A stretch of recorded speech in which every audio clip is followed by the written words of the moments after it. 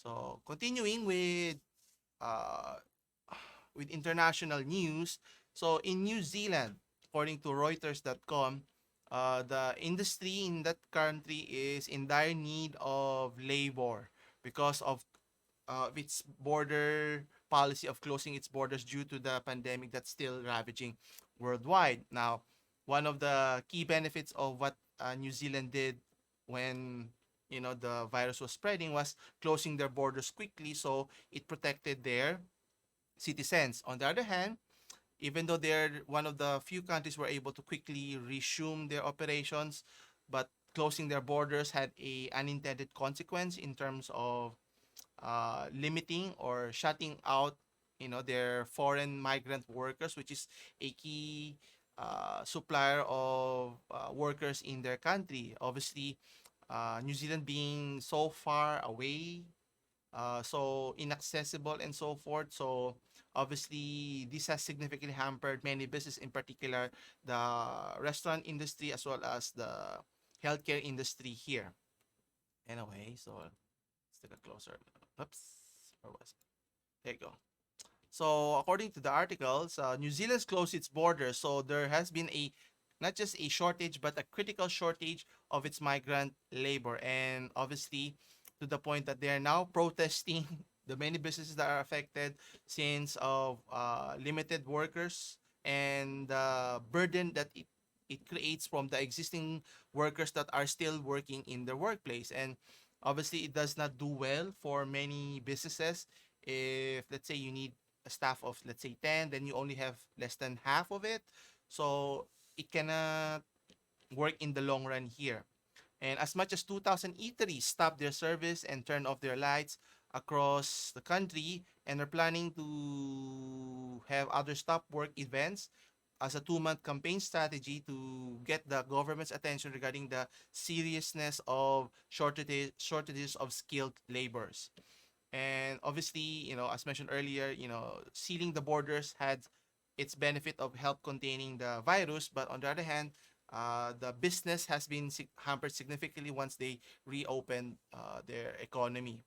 And what's interesting here, for a country that's being able to keep its citizens safe, its vaccination rate is considered lower compared to other peered nations. And as mentioned, immigration is one of their key sources to help jumpstart their economy. And now, with shutting down, foreign workers, this has a dramatic effect in their economy. And according to the Restaurant Association on New Zealand, 25% of their workforce are international worker visa holders. So losing that much workforce, it does make a difference in the business in catastrophic way. So meaning, it's no big joke. So question is, what can the government do? Should they reopen the borders for migrant workers with the risk of spreading the virus, or maybe they should put in place policies? You should be vaccinated before traveling, going to the country, and so forth. They must be find a middle ground so that things could get back to some normalcy in a sense. And at worst case, some restaurants, in particular in Auckland, their major city, and other major cities, has temporarily shut down. So meaning it's getting to that point that if they don't have enough manpower, they have to shut down their business. And obviously, if you're a citizen that relies on many services, basic necessity services, then the government has to step in and be able to find a viable solution here.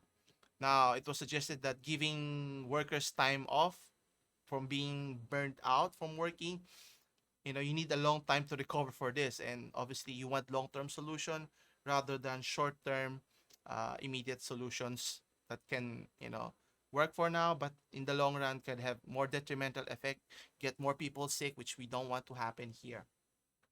And what's interesting, according to the National President of Restaurant Association of New Zealand, Mike Egan, said that if the government don't reverse this policy, more restaurants will shut down, and that's sad, which is not good, actually, or any industry. And potentially new and great restaurants won't be able to open because the innovators out there will find it too hard to start recruiting. And as you can see in the United States, right, even though they've gone back to business as usual, many businesses establishment have have found it difficult to recruit more people, and they go to extreme lengths to even pay people to get interviews, or even give have free products, free phones, and so forth. And obviously people are still apprehensive in terms of looking for better jobs, better job security, and so forth. So hiring is a main constraint in not just in the hotel industry, restaurant industry, but across several industries. So the government should take a closer look here and how to rectify this immediately, rather than make it even worse. What's interesting here, essential services are also in dire need of support, and they're upset. About 30,000 nurses are set to walk off from their current jobs because of working conditions and better pay. So obviously, you're trying to leverage it, and if the government doesn't do or find a solution, things could get out of hand, and you have to rely on, especially from nurses or doctors, to help maintain or manage the spread of the virus, so to speak, right? And according to the New Zealand Nurses Organization lead advocate, David Wade, he mentions that we are facing a national health crisis in terms of staffing, safe staffing, sorry, recruitment and retention. And working conditions our members face can no longer be endured.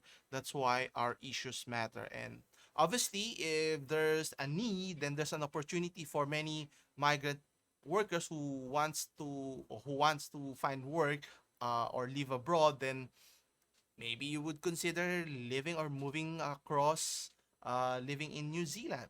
Actually, I had that years earlier. I had considered moving or migrating to New Zealand because of its laid back atmosphere, and obviously they need skilled people to help their businesses, and have a family, and stay there for long periods of time. So question is, it's a matter of opportunities here. Obviously, eventually the company, the country will reopen their borders sooner rather than later. It's just question is, how many businesses will be left still standing here by the time that happens here.